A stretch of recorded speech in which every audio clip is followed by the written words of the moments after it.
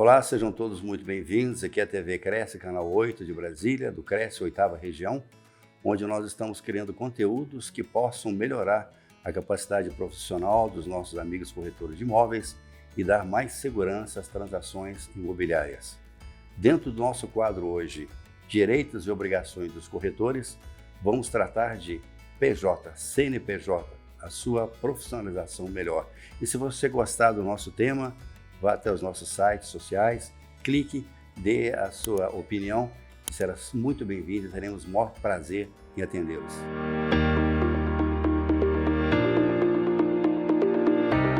Temos a grande satisfação hoje de trazer até os estúdios da TV Cresce Manuel Estevam, CEO e fundador da Imobtec, que hoje fecha com o Cresce Brasília uma grande parceria que vai nos trazer uma realização profissional enorme.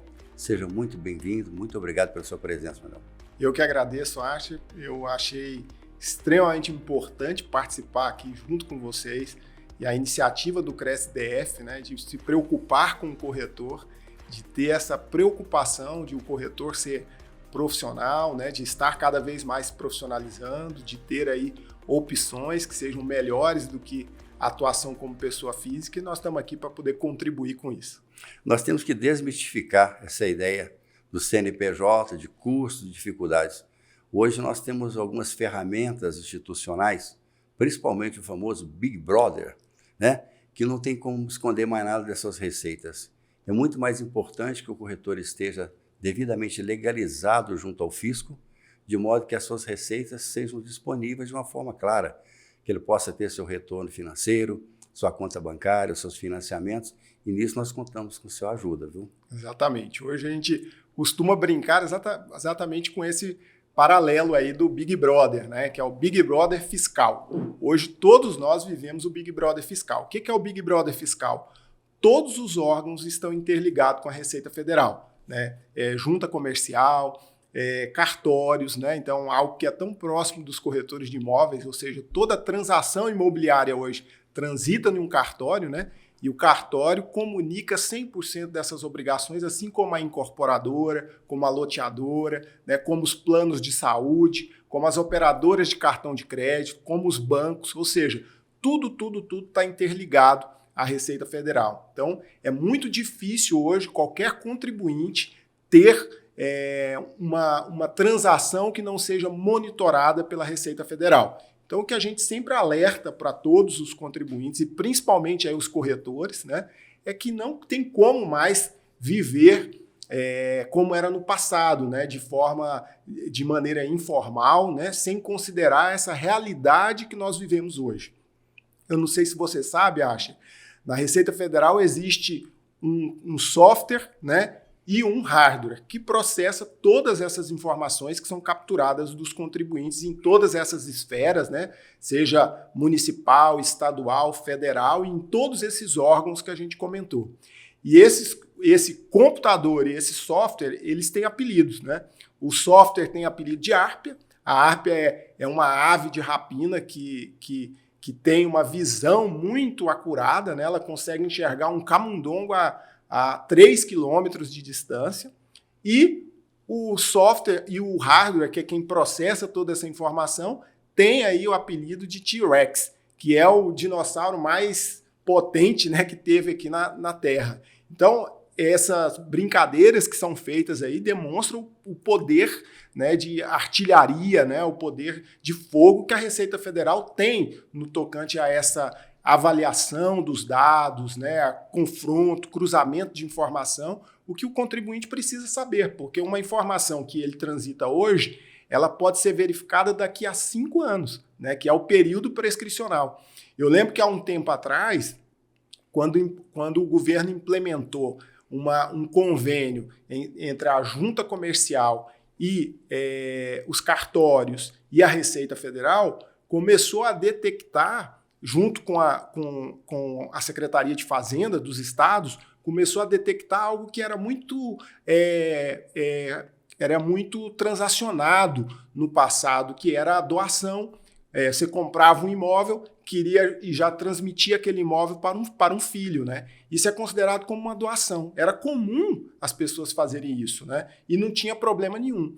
a partir do momento em que implantou esse convênio, onde a junta comercial e o cartório transitam essa informação às secretarias de fazenda dos estados, os estados começaram a autuar, né, essas pessoas que tinham ali essa prática. Ou seja, era uma doação que acontecia, mas como não existia um procedimento de fiscalização, era comum todo mundo fazer isso e não pagar o imposto.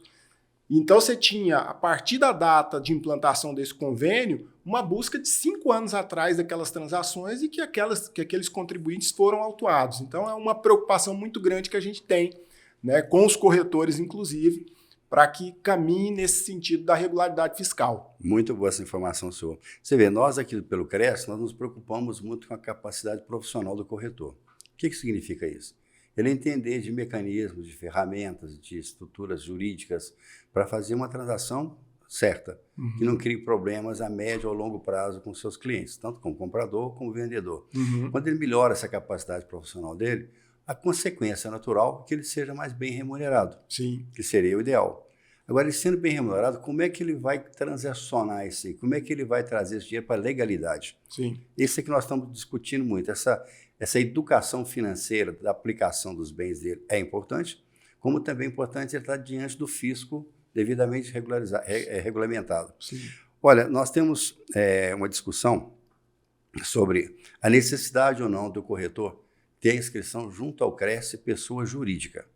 Vamos tentar separar essas duas coisas para ficar bem claro. O corretor, a partir do momento que ele está registrado no CRES, tá, que ele passou por toda a sua documentação, ele está autorizado a trabalhar como corretor de imóveis, na intermediação imobiliária, inclusive com locação e com avaliação de imóveis. A avaliação de imóveis, nós entendemos que ele deve ser muito mais bem qualificada, que ele deve ter um curso de avaliador.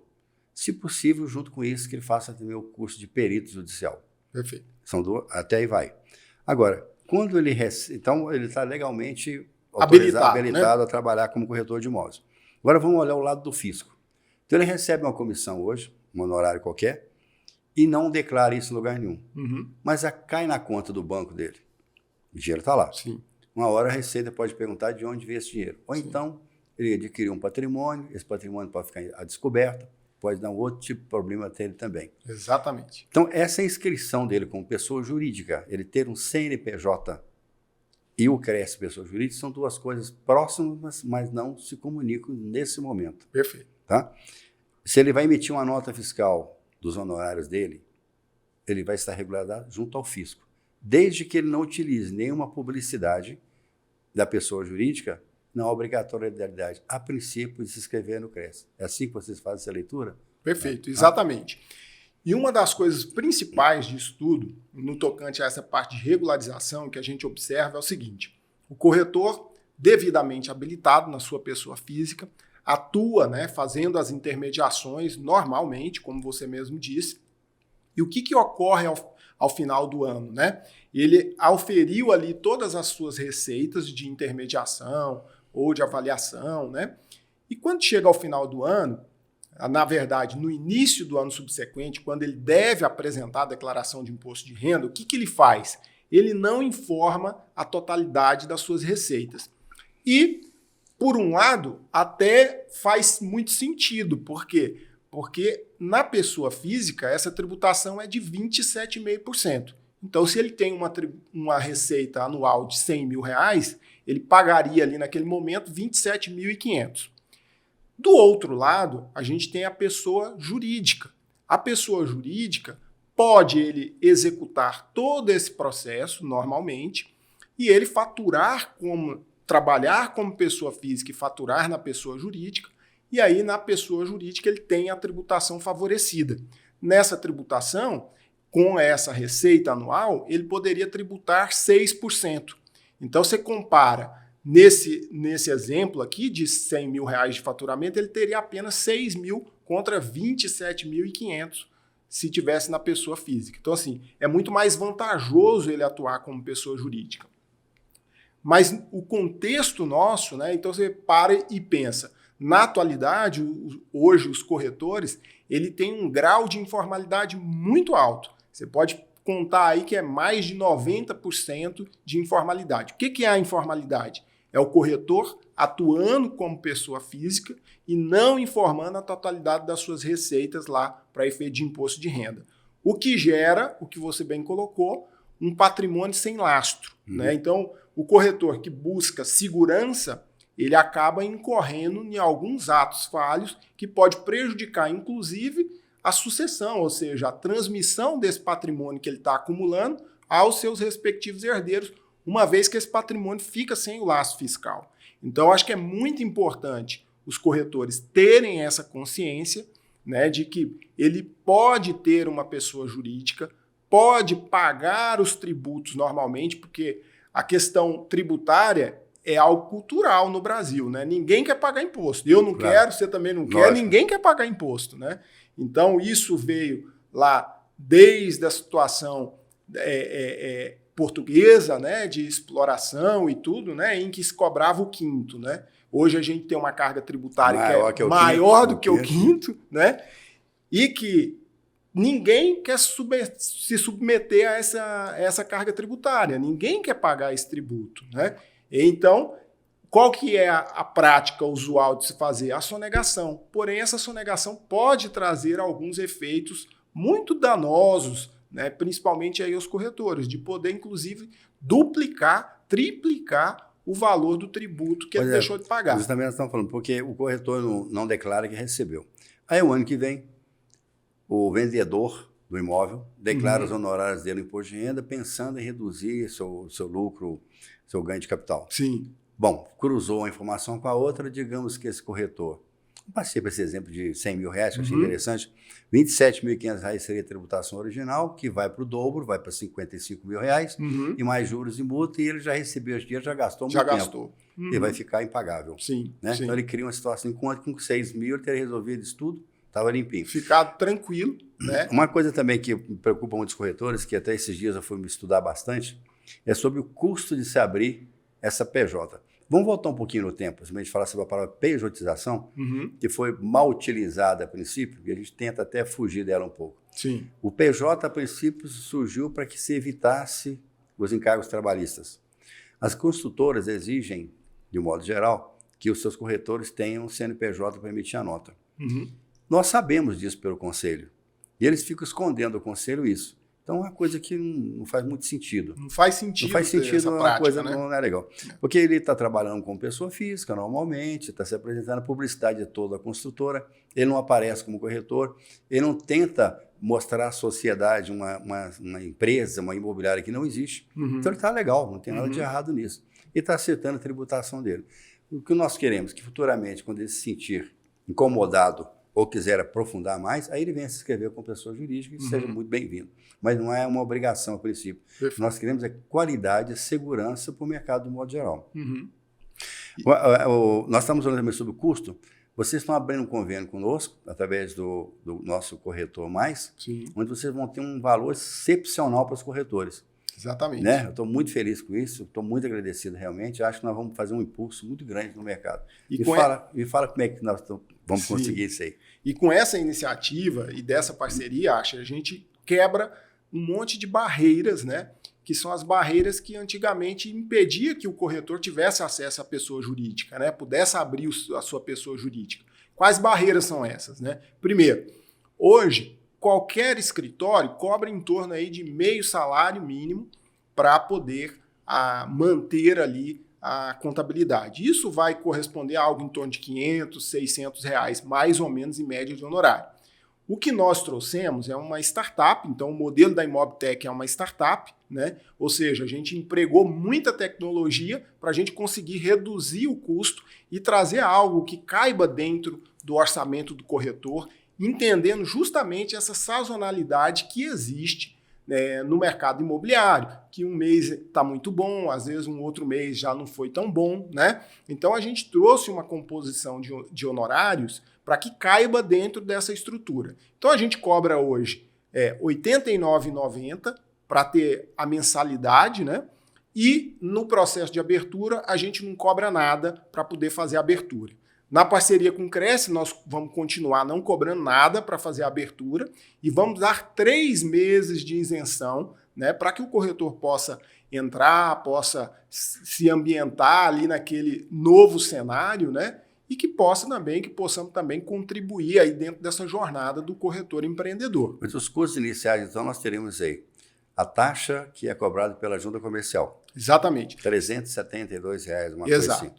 Aí você vai ter que ter também uma assinatura digital. Isso. Não é isso? Um certificado digital. Né? Esse custo ele vai ficar aí na casa de R$500 a R$600. Né? Acho que menos. Às vezes Porque menos é o seguinte, até um pouco, né? nós estamos fechando convênio também com uma empresa certificadora. Que bacana. E eu acho que esses certificados não chegarão a R$135. Que legal. Deve chegar nessa faixa de 130 por aí. Com 370, vamos chegar em R$500. R$500. Então vamos imaginar a seguinte situação. Durante um ano, qual o desembolso que esse corretor deve ter?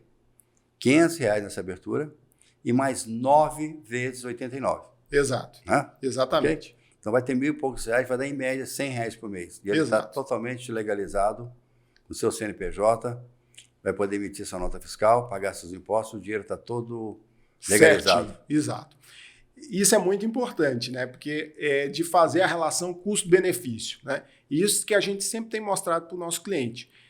No nosso modelo, você já tem embarcado nessa estrutura de atendimento, que é um aplicativo que você permite o corretor emitir a sua nota fiscal sem grande dificuldade pelo próprio aplicativo, não precisa ir em página da prefeitura, não tem nenhuma dor de cabeça nesse sentido. E toda a comunicação, as guias de tributo, as certidões negativas, as declarações de faturamento, que é muito comum, inclusive, né? Vai abrir um crediário, vai comprar prazo, né? Aquela entidade solicita a declaração de faturamento. Isso tudo tem no aplicativo, na palma da mão do corretor, né? E que é o que custa R$ 89,90. O que eu acho muito importante dizer, né? Geralmente, você tem corretores novos que muitas vezes ele fala, não, isso não é para mim porque eu acabei de entrar na profissão. E você tem os corretores já que estão mais tempo no mercado que falam, olha, eu já trabalhei a vida inteira como pessoa física, venho tocando a minha vida aqui e não vou fazer esse movimento agora. Então, tanto para os novos quanto para os que estão há mais tempo no mercado, eu sempre costumo dizer, é muito importante fazer essa mudança cultural. Por quê? Porque o que te trouxe até aqui não é o que vai te levar daqui para frente. Novos tempos, nova tecnologia. Novos tempos. Para o corretor que já está há mais tempo, ele tem que entender agora que o cenário mudou. Não é a mesma coisa de que há um ano atrás, de que há 2 anos atrás. O cenário hoje ele é muito diferente em termos de fiscalizatório, de confronto de informação, de cruzamento de dados. E para o corretor novo que entrou agora, se ele se propõe a abrir um CNPJ, né, ele se compromete mais, ele se qualifica mais, ele se dispõe melhor para o mercado de trabalho, né? É como você que vai contrata um serviço de um profissional autônomo, qualquer que ele seja.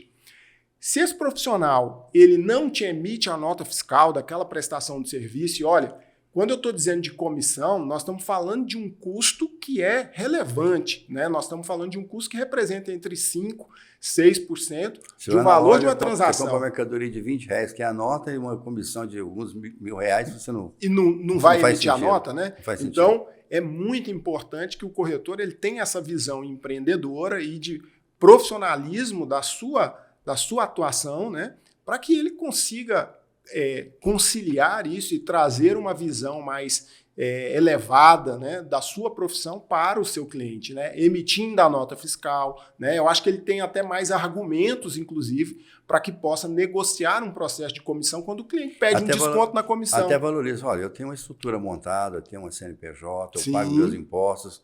Né, a minha comissão é dedutível no seu ganho de capital. Né? Então vamos fazer a coisa toda legal. Exatamente. A nossa preocupação como conselho de classe é justamente o seguinte, o corretor entra, hoje novo, parece que está tentando uma vida, vai ver se dá certo. Está apostando, né? Está apostando, não é por aí o caminho. Se você encara uma profissão, você tem que ser profissional desde o primeiro dia que você começar aquele trabalho. Você tem que passar credibilidade para o seu cliente, para se aprimorar. Nós vendemos serviço. Sim. Nós fazemos intermediação imobiliária. O caso do CNPJ, dessa forma, na visão do fisco, e ele está tranquilo dos impostos, não ser pego de surpresa e ser processado por alguma outra forma, é bacana. Agora, se você é um profissional e quer, daqui a um tempo, abrir uma imobiliária, transformar isso numa pessoa jurídica, realmente usar seu nome de fantasia, é outro pensamento. Por quê? Aí você tem a sequência sua. Os homens passam, as empresas ficam. Sim. Então você tem que pensar na longevidade, o legado que ela tem. Se você criar um nome de mercado, você vai poder passar para os seus filhos, ou até mesmo transacionar esse bem. Sim. O que você vai vender como pessoa física do seu bem? Nada. Não existe. Sim. Como é que você vai ter algum lucro sobre a sua própria profissão? Mas se você tem uma empresa jurídica, ela tem seu valor no mercado. Sim. Né? E é interessante o seguinte, a gente se depara com muitos corretores que estão construindo patrimônio, né? Ou seja, corretor de sucesso, está ganhando dinheiro, está construindo patrimônio, tem reservas financeiras, porém esse corretor ele não tem lastro fiscal desse patrimônio. Então, ele não tem o quê? Ele não tem segurança. Então, tudo que a gente busca hoje na vida, eu costumo sempre falar isso. O que todos nós buscamos enquanto profissionais? Segurança. É segurança de dar uma vida melhor para a nossa família, de poder pagar um plano de saúde, de poder socorrer aquele ente quando ele passa algum perrengue, não é mesmo? Se você não se preocupa com a sua vida fiscal e financeira, você está em contra todos esses valores, porque amanhã você pode ter que vender um patrimônio seu para poder cobrir um problema que você negligenciou. Então é muito importante que o corretor ele tenha muita atenção em relação a isso. Por quê? Porque aqui, hoje, ele pagaria 6%, né? Quando tem comissão, ou seja, fora disso não paga. Então, se eu não tenho a percepção da comissão, eu não tenho custo fixo, né, de tributário. E se eu tenho a comissão, eu tenho ali comprometido ali algo em torno de 6% para poder pagar esse tributo. Mas aquilo morreu ali, você tem uma renda ali livre, desimpedida e com lastro fiscal. Se você não faz isso, você começa a ficar invisível perante o fisco. E isso pode lhe causar um problema lá na frente. A gente tem identificado muitos corretores que nos procuram já quando estão com problema. Quando receberam um auto de infração, quando vão na embaixada para tentar um visto, porque ele tem condições de levar a família dele para fazer uma viagem para o exterior, mas ele não consegue o visto, e a justificativa de não conseguir o visto é o quê? Falta de lastro, né? Falta de evidências de que ele tem aqui uma profissão, de que ele tem renda, de que ele está confortável aqui. Então, isso é muito importante na jornada do corretor. Esses dias, um tempo atrás, eu fiz uma palestra sobre essa parte de pejotização e eu tive o cuidado de explicar o seguinte: você tem um capital social, nós vamos pensar no tamanho da empresa, nós temos a forma de tributação, que seria o simples, que é a parte mais interessante, né? E a estrutura que eu achei melhor seria limitada unipessoal. Perfeito. Não precisa de sócio, não precisa de nada, ele sozinho. E também a garantia que ele tem de mercado é só sobre o valor mínimo, você não tem limite. Sim. A Ireli, você tinha uma exigência de ser 100 salários mínimos. 100 salários mínimos. Que ninguém tinha aí cento e tantos mil reais para deixar na conta, exatamente, nem para justificar. E então a limitada unipessoal veio suprir esse vácuo. Então, eu achei que até então a melhor estrutura para o corretor seria limitado unipessoal. Perfeito. Se ele puder ainda continuar com o nome dele, pessoal, nessa empresa, sem criar um nome de fantasia muito diferente, ele passa a ter uma estrutura mais segura. Sim. Tá? E começa a trabalhar com o nome dele realmente. Só que vai ter a palavra limitada. E a outra ele teria que usar, como corretor, nós temos aqui o chamado NPA do CRES. Quando você entra, você tem que dizer um nome que você vai utilizar no mercado. Perfeito. Tem que ser o seu nome, pessoa física, e pode ser acompanhado de corretor de imóveis ou negócios imobiliários, mas existe uma regra para isso. Você não pode usar nunca limitada imobiliária, que aí você está passando uma ideia falsa de que é uma pessoa jurídica. De que tem uma estrutura jurídica por trás. Não. Agora, se por acaso um corretor vem aqui hoje, faz a inscrição dele diante do fisco, está trabalhando normalmente, o escritório dele tem o nome dele dentro do NPA, tudo ok. Se amanhã ele fizer uma publicidade, aí a fiscalização poderá ir atrás dele. Porque ele está mentindo de alguma forma, então vai ter que regularizar.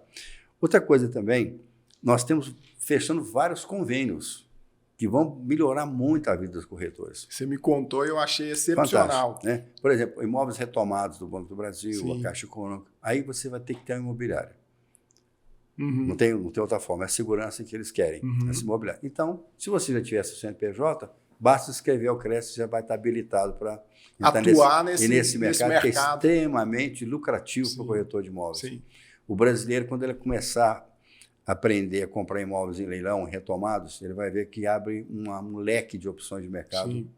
E tem gente hoje ganhando muito dinheiro com isso, né? Eu achei excepcional quando você me contou isso daí, do convênio que vocês estão fazendo aí, que a possibilidade que abre para o corretor que tem a sua PJ, né? E o que você comentou antes, Acha, em relação ao modelo jurídico, é perfeito. Porque assim, ó, antigamente você tinha várias barreiras de entrada, como a gente colocou aqui. Primeiro era o custo de um escritório para poder abrir a sua empresa e manter a sua empresa. Pois está brincado, sem endereço de residência, sem problema nenhum. Não tem custo nenhum, não. Né? E com a Imobtech você nem precisa de fazer alvará, de bombeiro, de fiestão. Exatamente, acabou, não precisa mais disso. Exatamente. Ou seja, você quebrou uma série de barreiras aí que impedia o corretor de vir.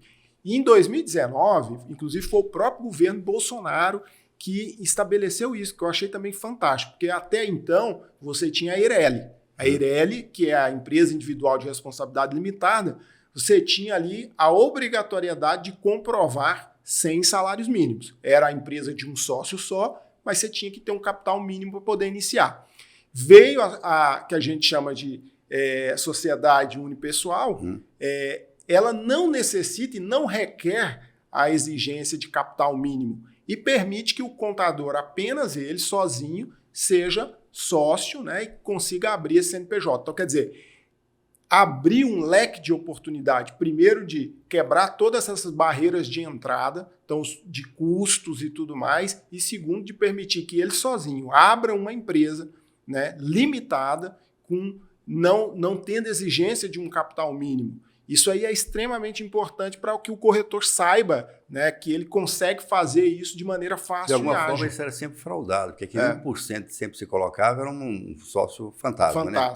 Normalmente era esposa, alguma coisa assim. Filho, né? Então era uma coisa, já era fraudulento desde a entrada. Do início, né? O grande cuidado que tem que ter é o nome de fantasia, tá? Uhum. Isso é importante frisar bem, porque o corretor que utilizar o nome de fantasia em suas publicidades vai ter que ter sua inscrição no CRES com pessoa jurídica. Uhum. Se ele continuar trabalhando com pessoa física, não obrigatoriamente, a não ser que ele tenha interesse nisso. Uhum. Nós queremos mostrar para ele que é mais interessante, mas não forçá-lo a isso. Uhum. É uma opção. Sim. É mais vantajoso para você fazer isso. Sim. Pense no seu futuro, pense que essa empresa vai durar muitos anos, pense que ela vai ter um nome, vai ter um valor de mercado. Uhum. Isso é que nós queremos passar para os nossos amigos corretores. Vocês hoje, como é que vocês estão dentro do mercado brasileiro? Vocês mais Brasília, Goiânia, vocês estão trabalhando em outros estados também? Qual o foco? Então, nós começamos tudo em Goiânia, né? Eu sou um dos sócios do Grupo Mapa. A Mapa é uma empresa de contabilidade, de auditoria, que tem 23 anos no mercado. A Imobtech surgiu como uma spin-off lá dentro da Mapa e nós começamos ali a validar um modelo de negócio em Goiânia mesmo. Então, hoje a gente atende basicamente todas as principais imobiliárias do mercado e nós criamos uma estrutura de um ecossistema, ou seja, a gente até intitula como sendo o primeiro ecossistema para corretores de imóveis, porque ali o nosso objetivo, o nosso propósito enquanto empresa é colocar o corretor no centro, é dar protagonismo para o corretor. De que maneira? Trazendo soluções que facilitem a jornada dele enquanto corretor. Então, tudo que nós fazemos todos os dias é pensando o que fazer para melhorar a jornada do corretor e do seu cliente dentro desse processo. Então, nós abrimos ali o primeiro ecossistema, que é composto ali por três áreas de atuação, né? O Imobtech Go, que cuida de toda essa parte de regularização fiscal, desde a abertura do CNPJ, emissão de nota, cálculo dos tributos, certidão, declarações de faturamento, ou seja, toda a parte de regularização fiscal do corretor. O Imobtech Bank, que a gente atua ali com toda a parte financeira, né, ajudando o corretor a receber a comissão através de um trabalho de pagadoria, de split de comissões e também da própria antecipação da comissão. Às vezes o corretor precisa antecipar a comissão, precisa ali o dinheiro para uma emergência. Hoje ele não tem o que fazer com essa comissão que está parcelada, a gente ajuda o corretor ali antecipando essa comissão. Estou deixando claro que essas facilidades são para pessoas que têm a contabilidade com vocês, né? Exatamente. Estou deixando claro que não é para o mercado de uma forma geral. Tá? Exato. Bom? Então, principalmente, né, a gente tem utilizado uma estratégia de nos aproximar primeiro das imobiliárias, né? E ali atuar naquele ecossistema da imobiliária, dos corretores que estão junto com a imobiliária ali. E também uma outra estratégia que é do mercado de autônomos, profissionais autônomos também, que a gente está buscando esse para poder compor ali a nossa estrutura, né? É lógico que quando a gente está próximo mais da imobiliária, naquele ecossistema da imobiliária, a gente tem mais facilidade de comunicação, né? De transacionar. E com o mercado de autônomo, a gente tem buscado as estratégias, como é o caso aqui do próprio CresDF, né? Através do CresDF, a gente poder alcançar esses profissionais, né? E levar vantagens para eles ali também. Bom, mas você comentou uma coisa sobre o imobiliário que me chamou a atenção. Essa estrutura que nós estamos propondo agora para os corretores, limitado unipessoal, entende-se que seja uma pessoa que não tenha funcionários, que não tenha outro tipo de gasto. Crescendo essa estrutura, como é que mudaria essa assessoria de vocês? Vai mudar valor, vai mudar conceito? Como é que funciona? Sim, hoje basicamente, esse plano de R$ 89,90 é para o corretor pessoa física, né, que quer abrir ali a sua PJ, né? Ele abrindo a sua PJ e montando alguma estrutura um pouco mais robusta, que tem empregados, né, que receba ali folha de pagamento, a gente tem uma outra estrutura de cobrança, porque daí a gente começa a ter ali outras obrigações que precisam cumprir. O pacote básico, que é esse plano que nós atendemos, é para aquele profissional que é o corretor e que ele quer, né, se profissionalizar, ele quer melhorar ali reduzir o custo tributário que ele tem, né, enquanto pessoa física, ou legalizar aquela renda que ele tem ali enquanto pessoa física e quer caminhar num...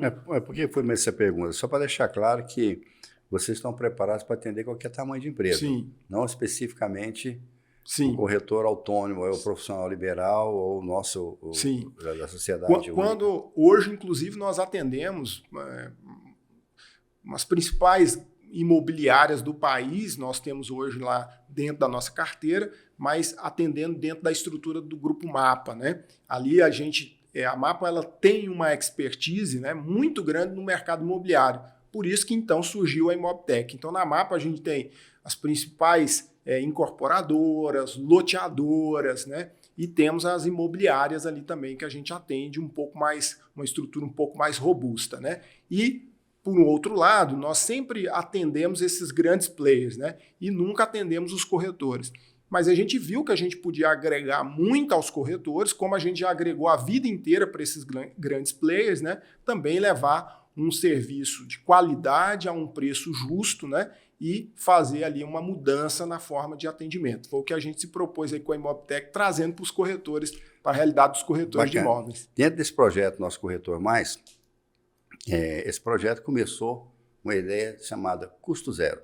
Perfeito. Ou seja, o tributo que o corretor tem que recolher todos os anos, para deixar claro, é um tributo que os corretores têm que recolher, como o IPVA e o IPTU. O que nós podemos fazer de modo que isso aí saia zero para ele? Então, nós começamos a fechar alguns convênios, assistências médicas, hospitais, e esses descontos que eles receberiam por estarem em dia com o conselho, desse a eles alguma vantagem a mais. Sim. Esse projeto está crescendo muito. Nós somos convidados a participar já de uma série de empresas, né? Eles chegam aqui e falam, eu tenho alguma coisa para oferecer para o Cres. Sim. E essa estrutura está crescendo e está ficando uma formatação muito boa. Sim. O caso de vocês virem para cá é uma somatória de um projeto nosso de conscientização e profissionalização dos corretores, sendo uma pessoa jurídica, devidamente legalizada junto ao fisco, e ao mesmo tempo que vantagem eles teriam sobre isso. Esse caso de ser um custo zero na abertura da empresa, e mais 3 meses, só aí nós já estamos falando de R$400. Exatamente. Que já é mais da metade de um tributo anual que ele tem que recolher aqui. Exato. Só nessa história. Sim. Só que, eu não sei, eu gostaria de até te convidar para a gente poder aprofundar um pouquinho mais sobre a Hub, o Bank e a parte de tech aqui, para a gente trazer também essas outras vantagens aos corretores. Sim. E parece que vocês também, dentro da estrutura, vocês têm lá um outro plano lá de vantagens também. Não tem? E é importante isso que você falou, só no simples fato da contratação, esse convênio aqui entre a Imobtech e CresDF dá quase que a anuidade dele. Mas sem contar, Acha, de uns benefícios que a gente traz ali também na própria consultoria, tem corretores que são clientes nossos, que quando ele vai fechar o negócio, muitas vezes ele traz o próprio cliente para a gente poder assistir. De que maneira? O cliente está com dúvida no ganho de capital. A gente já presenciou algumas situações em que, às vezes, o negócio é perdido, né? Naquele momento ali que o cliente descobre que tem que pagar um ganho de capital. Então, nós já tivemos vários casos lá no escritório do corretor levar o cliente ou levar aquele problema para que a gente pudesse ajudar numa consultoria. E a gente faz isso de forma gratuita, demonstrando ali para o vendedor, às vezes, possibilidade de isenção, porque você tem possibilidade de isenção de ganho de capital. E, às vezes, o corretor não tem esse conhecimento e o vendedor também não tem, e a gente vem ali contribuir dentro desse contexto. Então, isso também gera um ganho, né, intangível para o corretor junto ao seu cliente ali no momento de fechamento de um negócio, né? Isso é bacana demais. Ótimo, adorei essa ideia. Nós estávamos comentando também agora mesmo sobre quando os corretores fecham um negócio em parceria, que às vezes os honorários têm que ser divididos em 2, 3 ou 4. Sim. Aí o cliente manda esse valor para a conta de um, e esse um distribui para os outros. Sim. Está aí a confusão diante da Receita Federal. Porque esse ganho dele vai ficar descoberto. Mesmo que ele repasse para os outros, não vai ter nota. Exato. E vocês arrumaram uma ferramenta para resolver essa situação. Exatamente. No Imobtech Bank, aí a parte da pagadoria, a gente ajuda na jornada do corretor e do seu cliente, né? Ao invés de ali ele ter essa preocupação de o cliente ter que fazer vários pagamentos ou de concentrar o pagamento em um só e aquele depois ficar responsável por repassar para os demais, a gente criou um sistema de pagadoria onde a gente emite para o cliente um boleto Pix, né, que é um boleto Pix, que o cliente escolhe em pagar no boleto ou no Pix, e o Imobtech Bank faz o rateio desse valor, né, para cada um dos corretores envolvidos, sem precisar necessariamente transitar numa conta específica de um, né? E ali ter ali uma confusão tributária ou, às vezes, ele ter dificuldade, inclusive, para poder cobrar a sua comissão junto ao cliente. Porque muitas vezes faz a venda parcelada, então a nossa solução faz o quê? Emite os boletos para cada parcela. Então não tem necessidade do corretor ficar cobrando. E se o corretor pactuou ali cobrança de atualização após o vencimento, essa atualização vai no boleto. Então, se o cliente pagou fora do prazo, vem também a atualização financeira para o corretor. Então, isso só traz vantagem para o corretor, né? Para ele poder tirar essa carga de cima dele, de ter que organizar tudo isso, essa parte financeira, e também de tirar a carga do cliente, daquele estresse ali no momento de pagamento da comissão, de ter que fazer vários pagamentos, ou às vezes de ter ali um atrito no processo de combinar ali a forma de pagar. Então a gente vem suavizar, deixar mais fluido esse formato. Hoje nós tivemos uma consulta, né, acho que até em conjunto, perguntando o seguinte, até perguntar para o corretor, se você tem que dar uma nota fiscal para o seu cliente, você vai pedir uma nota fiscal de outra pessoa que tem empresa para cobrir isso para você? Não é isso? Faça direito, já faça o seu. Então, até a pergunta é, se isso é legal ou ilegal? Foi a pergunta que nós ouvimos, não foi? Sim, sim. O Cresce não se envolve nisso. Isso é uma responsabilidade do fisco.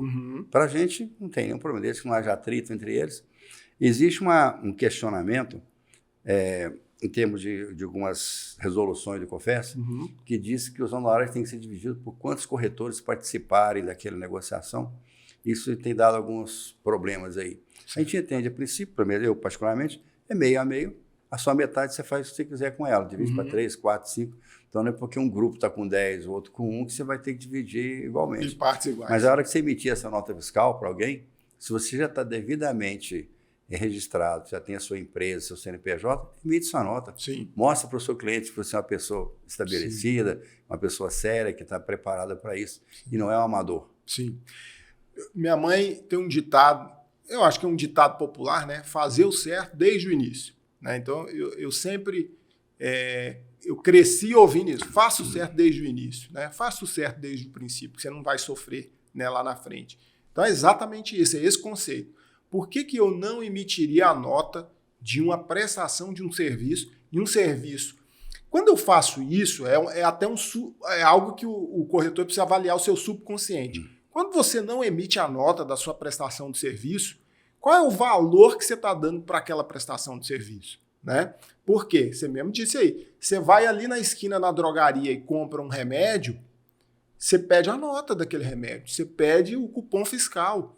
E aí, num processo, numa transação imobiliária de relevância como é essa, por que eu não solicitaria a emissão da nota fiscal? Qual que é o grau de importância que eu dou para o meu trabalho, né? Para aquele trabalho todo que foi realizado ali, que está sendo coroado, naquele momento de coroar tudo, né? Que é um momento de receber a comissão, por que o corretor não emitiria a nota? Então, eu penso que até no subconsciente é um demérito para todo o trabalho que foi realizado, né, de consultoria, de apoio ao cliente, de ajuda o cliente a escolher o melhor imóvel, né, de apoiar o cliente naquele momento mais importante. E eu deixo de cumprir uma parte extremamente relevante. Então eu fico imaginando também do lado do cliente a frustração que é de não ter ali aquela percepção e a correspondência do corretor no momento de cumprir com a sua respectiva obrigação. Ele denigre a própria profissão dele, porque parece que está com amadorismo, uma coisa não tão certa de jeito. Pode esquecer o seguinte, o crédito cai na conta, sim, a Receita está sabendo. Sim. O vendedor declara o imposto de renda do ano que vem, na hora do ganho de capital, não informa. Informa que te pagou. O vendedor informa. E a sua declaração está descoberta nisso, você não tem nenhum carnê-leão, não tem nada. Sim. Pode preparar para ter problema. Vai ter problema. Mais cedo ou mais tarde. Essa é a única certeza que a gente sabe.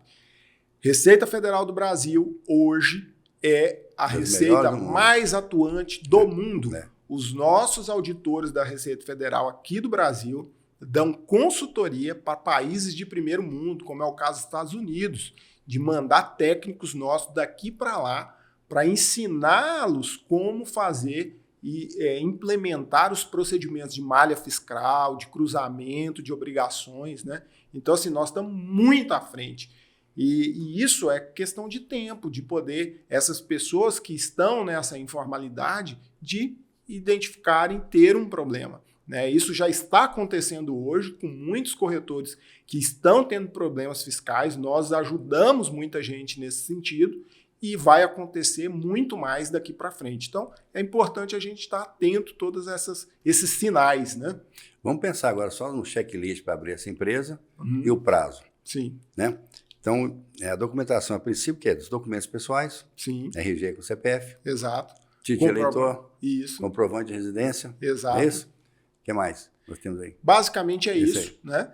E aí a gente já, com base nessas informações, a gente define ali um capital social junto com o corretor. Pode ser qualquer valor. Qualquer R$1.000, valor. R$2.000. Exatamente. Tá. Se quiser abrir o capital social de R$100, pode abrir com capital social de R$100. Não tem uma exigência de um valor mínimo. Né? E o prazo para ir é feito um pré-contrato que vai para a junta comercial? Exatamente. Nós fazemos todo o processo de abertura. Então, a gente começa ali na junta comercial, né? Passa pela prefeitura, passa na Receita Federal. No caso aqui, Brasília, cidade e estado, vai tudo no mesmo lugar. Vai tudo junto, né? E a maioria hoje dos estados e dos municípios estão no processo de interligação aí, né? Desse procedimento todo. Então, em média, gira em torno de 20 dias, de 20, 21 dias. A documentação estando toda completa, você tem ali o CNPJ e a inscrição municipal para você faturar as notas, para você iniciar ali a sua transação imobiliária. Então, em torno de 21 dias, a documentação estando toda reunida, tudo direitinho, a partir daquele momento ali para frente, em torno de 21 dias. A Junta Comercial Brasília é muito rápida, em 24 horas eles te dão um parecer aqui. Sim, sim. Né? Tem outras que já são um pouco mais lentas, né? Vamos pensar específico em Brasília, eu acho que você faz isso aqui com uma semana, não vai passar mais disso não. O que às vezes demora, que é diferente daqui de Brasília, no restante do país, é a questão municipal. Então, o município, às vezes, tem um certo delay ali no procedimento, né? Mas a parte de junta comercial e Receita Federal é muito rápido, né? Quando envolve ali o município, você tem ali um pouco de delay. Então, a gente sempre coloca ali em torno de 21 dias para ter tudo regular. Mas o CNPJ, a gente consegue na primeira semana. Ali na primeira semana, 4 dias, 5 dias no máximo, a gente já tem o CNPJ. Com o CNPJ já é possível abrir conta em banco, né? Já é possível você já ter ter existência, né? Ter ali vida própria ali para poder executar as transações. Você não pode emitir a nota ainda só depois do certificado digital. Exato. Né? Que demora da inscrição na prefeitura. Certificado também é rapidinho mesmo. O certificado é rápido. Né? O que demora, às vezes, um pouquinho mais é a prefeitura. Então, por isso que eu passo um prazo em médio aí de 21 dias, até 21 dias, são 3 semanas, você tem aí esse processo todo concluído. Ótimo. Acho que as notícias são maravilhosas para os nossos amigos corretores, para a gente também, viu? Eu gostaria muito de ver uma quantidade considerável de corretores chegando a esse mercado com bastante segurança profissional. Sim. Porque se eu comecei hoje, já abro meu CNPJ e entro no mercado para valer, significa que eu estou encarando isso como profissão, amigo. Sim. Não estou tentando ver se vai dar certo. Sim. Não é isso? Sim. E estou mostrando para o meu cliente que, olha, aqui eu sou um profissional. Quando você quer ser um jogador de futebol, qual que é o primeiro instrumento que você faz, né? É comprar uma chuteira, né? Quero ser jogador. São ferramentas normais. É uma ferramenta de trabalho. Assim é o CNPJ para o corretor de imóveis, né? Que quer ser profissional, que quer passar uma imagem bacana para o seu cliente, né? É de emitir ali a nota fiscal, né? De ter formalização através do CNPJ. Não é que seja errado ele atuar como pessoa física. Atuar como pessoa física não tem problema algum. O problema se dá lá no ano seguinte, onde ele precisa apresentar a declaração de imposto de renda, dizendo quais são as suas receitas, é que ele não faz isso.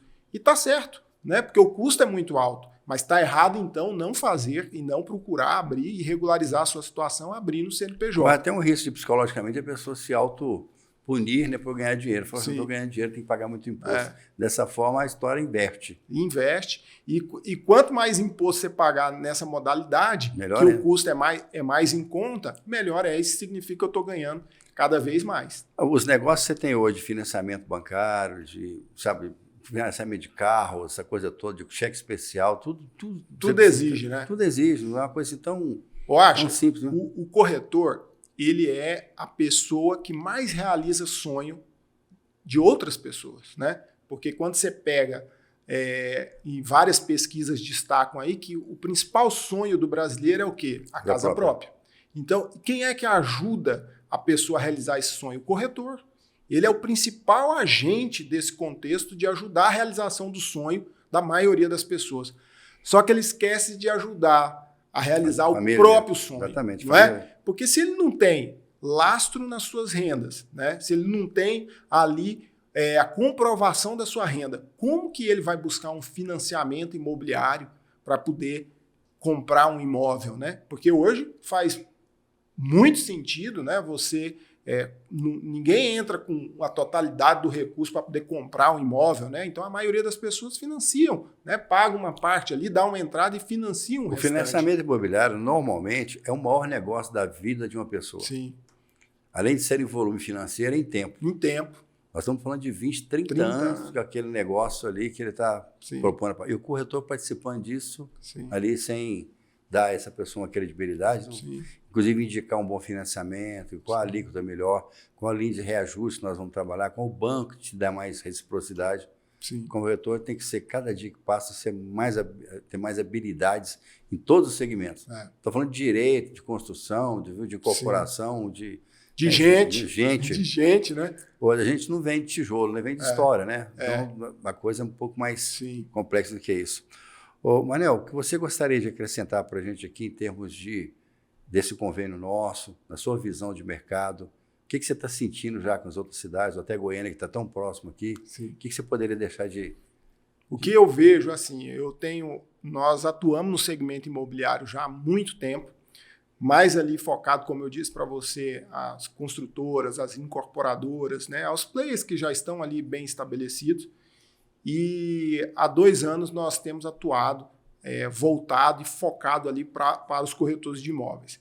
Eu percebi que de uns 5 anos para cá, a profissão, o mercado imobiliário tem tido uma mudança significativa, principalmente após a pandemia, que eu acho que mexeu em muitos mercados, mas o mercado imobiliário foi muito, muito impactado pela pandemia, né?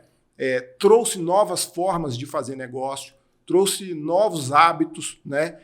Isso tudo impactou muito na vida do corretor, principalmente. No mercado imobiliário, eu tenho percebido também que existe uma renovação muito forte, ou seja, muita gente nova. Antigamente, na época do meu pai, eu lembro dos corretores de imóveis, era sempre gente mais madura. Hoje você olha para o mercado imobiliário, muita gente nova está entrando. Não está entrando como uma segunda opção, está entrando porque é um mercado que de fato remunera bem, que traz bons retornos para aquelas pessoas que estão extremamente comprometidas. Então é um mercado extremamente promissor. E tem entrado muitos novos players nesse mercado, né?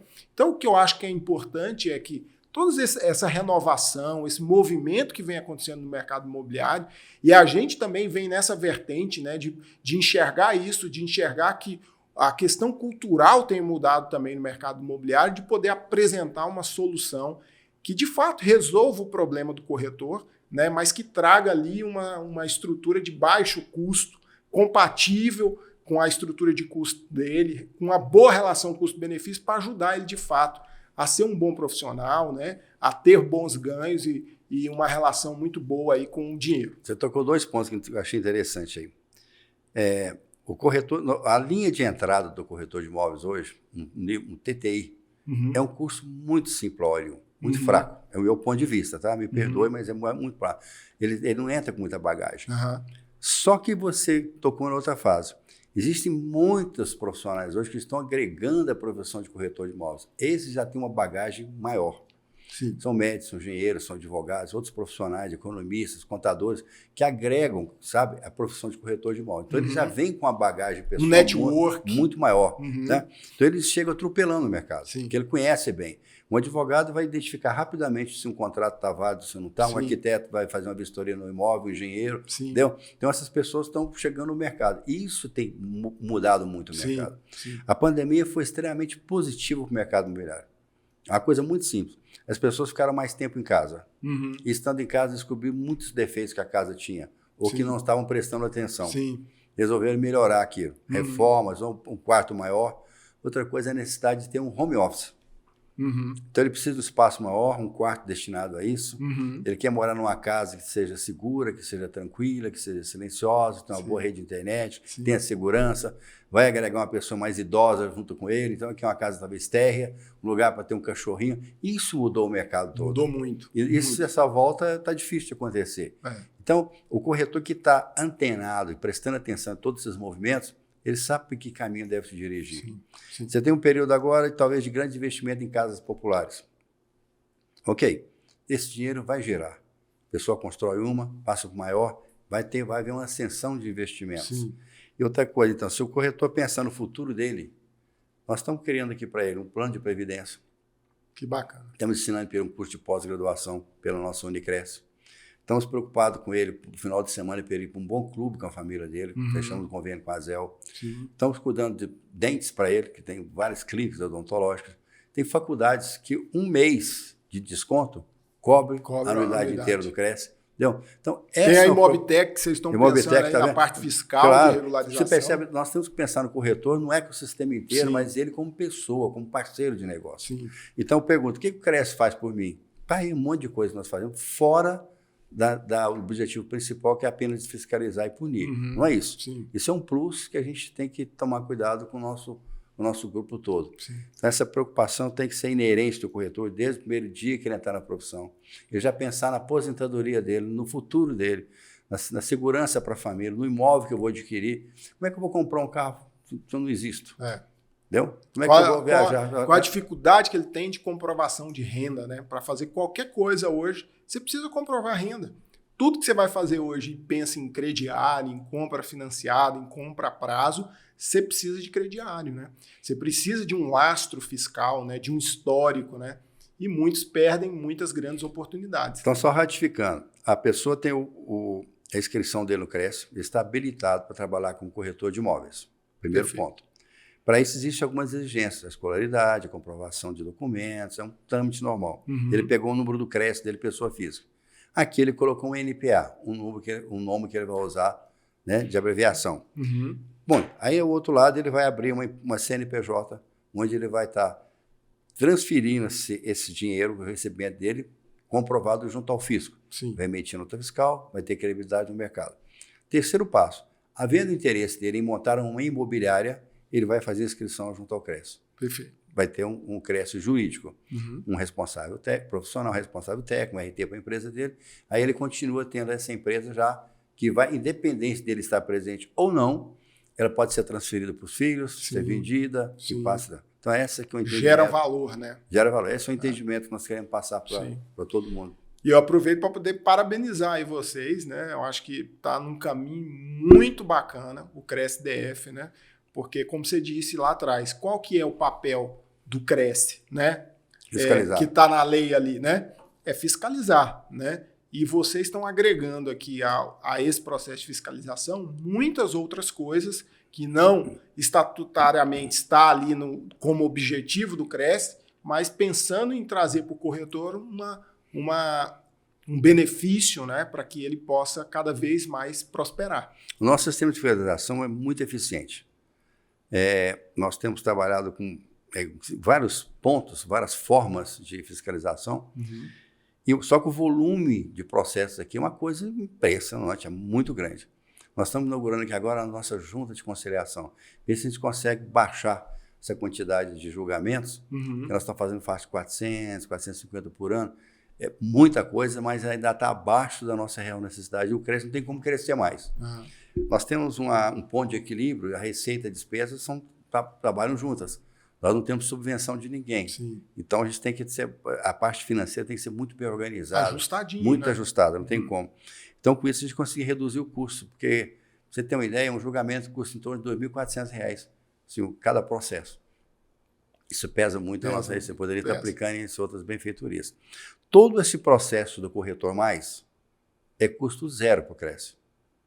Nós temos uma estrutura que consegue gerenciar todas essas informações. Mas para o corretor, se ele somar o que ele tem de benefício por ano, é uma coisa de tirar o chapéu. Tem que aprender a utilizar tudo isso aí, que é custo zero para ele. Basta estar em dia com o CRES. Só isso. Não? E aproximar do CRES para conhecer as vantagens que tem, né, de estar aí junto, né? Eu acho que o que vocês estão fazendo é fundamental, né, para essa classe, né, para que possa se desenvolver, né, para que possa cada vez mais se profissionalizar. E eu fico extremamente satisfeito de poder estar junto com vocês aqui nessa parceria, contribuindo com isso, né? O nosso propósito lá é ajudar o corretor, né? É colocar o corretor como protagonista, e nesse sentido eu fico feliz porque aqui a gente está contribuindo com aquilo que a gente mais tem aqui de valor, né? Que é ajudar a parte fiscal do corretor, e sabendo que existe uma entidade que se preocupa com isso também, né? E para a gente poder ajudar aí cada vez mais aí o ecossistema de corretores, né? Hoje, nessa segunda-feira, nós estamos lançando nossa entrevista, como nós fazemos todas as semanas, às 10 horas da manhã, nós lançamos uma nova entrevista. Hoje é um motivo de muito orgulho para mim, porque eu estou vendo coroado um trabalho que nós estamos fazendo já há 2 anos em cima desse projeto, e agora a gente consegue fechar com chave de ouro, e vamos publicitar o máximo que nós pudermos, tanto nas suas mídias sociais quanto na nossa, em conjunto, né? Para que o corretor tenha essa informação precisa e entenda que o custo é praticamente zero pelo ter a quantidade de retorno que ele vai ter de segurança profissional, e isso nos deixa muito felizes. Que ótimo. Manuel, gostaria de te agradecer então muito a sua presença, né? Obrigado mesmo para a sua equipe toda que está aqui nos acompanhando, sei do seu esforço também, e conte conosco nessa nova caminhada, nessa nova formatação profissional, e deixo aqui à sua disposição para você acrescentar o que você achar pertinente para acrescentar aos nossos amigos. Certo. E eu que agradeço imensamente, né, a oportunidade de estar aqui, de fazer esse convênio aqui com o CRES-DF, de poder contribuir efetivamente na vida dos corretores e também deixar um recado aí para os corretores, né? Fazer o que precisa ser feito. Eu acho que esse é o ponto fundamental. Entender as vantagens da pessoa jurídica em relação à pessoa física e buscar sempre se profissionalizar. E para isso, conte conosco aí da Imobtech, nós estamos sempre à disposição, junto com o CRES-DF aqui, para levar as melhores soluções para os corretores. Muito obrigado. Mandar um abraço também para o meu amigo Eduardo, que é o presidente do CRES de Goiás. Sim, Eduardo, um grande abraço, Eduardo. Isso. E que espero que esses convênios também todos sejam bastante proveitosos para todos os nossos amigos de Goiás. Perfeito. Muito obrigado pela sua presença. Gostaria de agradecer também a todos os nossos amigos, as pessoas que nos seguiram até esse momento. Se gostaram da nossa entrevista, vão lá nas nossas redes sociais, curtam lá, mandem suas informações, suas ideias, nós estaremos aqui de braços abertos para poder atendê-los. Muito obrigado a todos. Muito obrigado. Obrigado pela sua presença. Grande abraço. Obrigado demais. Obrigado a você.